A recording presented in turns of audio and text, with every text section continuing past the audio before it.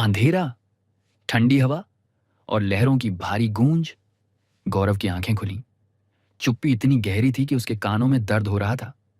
तूफान थम चुका था, लेकिन जैसा मौसम रुकता है वैसा नहीं। ये ऐसा लगा कि किसी ने तूफान को जबरदस्ती बंद कर दिया हो। उसके सामने वही पुराना लाइट हाउस खड़ा था, पर आज वो अलग दिख रहा था। ऊंचा, अजीब और अपनी टूटी खिड़कियों से उसे घूरता हुआ, जैसे किसी दानव की खाली आंखें। पार्ट 1 के अंत में वो बेहोश होकर गिर गया था। पार्ट 2 शुरू होती है जब उसे एहसास होता है वो यहां अकेला नहीं है। लाइट हाउस के अंदर से हल्की नीली रोशनी धड़क रही थी। नर्म नहीं, गर्म नहीं, एक ठंडी मरती हुई तारे जैसी रोशनी। गौरव बुदबुदाया, मैं जिंदा हूं, मगर कितनी देर तक? धीरे धीरे वो दरवाजे की ओर बढ़ा।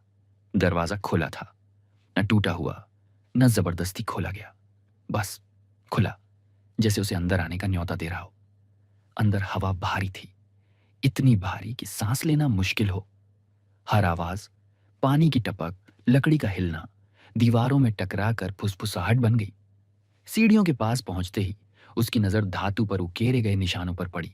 चमकते हुए चिन्ह, जैसे किसी धड़कते दिल की तरह। उसने एक चिन्ह को छुआ। फुसफुसाहट अचानक बंद हो गई और फिर नई फुसफुसाहट शुरू हुई। गौरव, हम इंतजार कर रहे थे। गौरव जम गया। आवाज पीछे से नहीं आ रही थी, ऊपर से, लैंटर्न रूम से, उस रोशनी से। वो चढ़ने लगा, हर कदम लकड़ी को कराहने पर मजबूर करता, जैसे सीढ़ियां जिंदा हों, जैसे वो उसे पहचान रही हो, उसके साथ सांस ले रही हो। आधी सीढ़ी चढ़ ही पाता कि ठंड इतनी बढ़ गई कि उसकी सांस धुआं बन गई।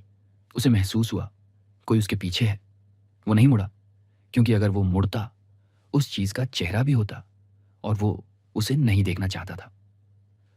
लैंटर्न रूम का दरवाजा हल्का हल्का कांप रहा था, हवा से नहीं, जैसे अंदर कुछ उसे खोलने नहीं देना चाहता हो। गौरव ने धकेला, दरवाजा खुला और उसने वो देखा जो किसी डरावने सपने में भी नहीं देखना चाहता। वही बुजुर्ग कीपर, जिसे उसने पार्ट 1 के अंत में मृत देखा था, अब खड़ा था सामने बड़ी लाइट हाउस लेंस की ओर मुंह किए हुए। वो न सांस ले रहा था, न पलकें झपका रहा था, बस खड़ा था। उसकी पीठ अजीब तरह मुड़ी हुई, जैसे उसकी हड्डियां इंसानी नहीं रहीं। गौरव की आवाज कांपी, तुम तुम मर चुके थे? कीपर नहीं मुड़ा, सिर्फ हाथ उठाकर रोशनी की ओर इशारा किया। लेंस के अंदर नीली रोशनी घूम रही थी और उसके अंदर बन रही थी गौरव की यादें, उसका बचपन, उसके डर, उसकी गलतियां और आखिर में सच्चाई। लाइट हाउस रास्ता नहीं दिखाता, वो खोए हुए लोगों को निगलता है, और अब वो गौरव को चाहता था। सच्चाई कीपर की आवाज कमरे में नहीं गूंजी, सीधे उसके दिमाग में घुस गई। हर 50 साल में लाइट हाउस एक आत्मा चुनता है, एक ऐसी आत्मा जो डरी हो, टूटी हो, जिसे वो नियंत्रित कर सके। गौरव पीछे हट गया। नहीं, मैं नहीं, मैं यहां से जा रहा हूं। जैसे ही उसने पीछे देखा, सीढ़ियां गायब थीं। उनकी जगह थी सिर्फ अंधेरा, जिंदा अंधेरा, हलता हुआ, उसका इंतजार करता हुआ। वो फंस चुका था। कीपर अब मुड़ा, उसकी आंखें नीली आग की तरह चमक रही थीं। उसका साया इंसान का नहीं, किसी जानवर जैसा था। उसने कहा, पार्ट 1 तो बस बुलावा था, पार्ट 2 बलिदान है।